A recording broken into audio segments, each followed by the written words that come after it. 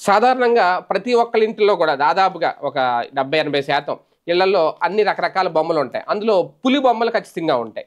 Tiger అంటే అలాగని చెప్పి వాళ్ళకి పులి ఇష్టమని కాదు. పులిని ఏమీ తెచ్చి పక్కలో పడుకోబెట్టుకోరు, ఇంట్లో తిరగనివ్వరు, భయపడతారు. కానీ పులి బొమ్మను మాత్రం తెచ్చుకుంటారు, కార్లలో పెట్టుకుంటారు. అలాగని ఇళ్లలో పులి వస్తే మాత్రం ఎలా ఉంటుంది వాళ్ళ పరిస్థితి? ఇప్పుడు తాజాగా అదే జరిగింది. శ్రీశైలం దగ్గర ఒక పూజారి ఇంట్లోకి నైటు పులి వచ్చి సంతరించింది.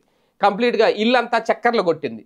ఇంట్లో పెరట్లో ఉన్న సీసీ కెమెరాల ఆధారంగా పొద్దున్న లెగిసి చూసేసరికి ఆ పులి కనిపించింది. ఒక్కసారిగా ఆ పూజారి అయితే అవాక్కయ్యారు. శ్రీశైలంలోని పాతాళగంగ మెట్ల మార్గంలో పూజారి సత్యనారాయణ ఇంటి ఆవరణంలో అర్ధరాత్రి పులి సంచరించింది. ఆ సీసీ కెమెరా వాళ్ళకి డౌట్ వచ్చి ఓపెన్ చేసి చూస్తే ఒక చిరుతపులి తిరుగుతా ఉంది ఆ ఇల్లంతా, ఇంటి పెరట్ల ఆవరణలో. దాంతో ఒక్కసారిగా షాక్ గురయ్యారు. గతంలోనే 2-3 సార్లు పులి అడుగుల జాడలు కనిపించినాయి, పులి పాదముద్రలు కనిపించినాయి అని అనుకున్నారంట. కాకపోతే ఎవరు పెద్దగా పట్టించుకోలేదు అప్పట్లో. ఇప్పుడు ఎప్పుడైతే సీసీ కెమెరాలో నేరుగా చిరుతపులి కనిపించిందో ఒక్కసారిగా షాక్ అవుతున్నారు. శ్రీశైలం అడవుల్లోంచి పులులు తప్పించుకొని ఇప్పుడు జనారణ్యంలోకి వచ్చేస్తున్నాయని. జనారణ్యంలోకి రావడమే కాదు, ఏకంగా ఇళ్లలోకి కూడా చొరబడ్డం అంటే ఆషామాషి వ్యవహారం కాదు. ప్రాణాల గుప్పెట్లో పెట్టుకుని తిరుగుతూ ఉండాలి.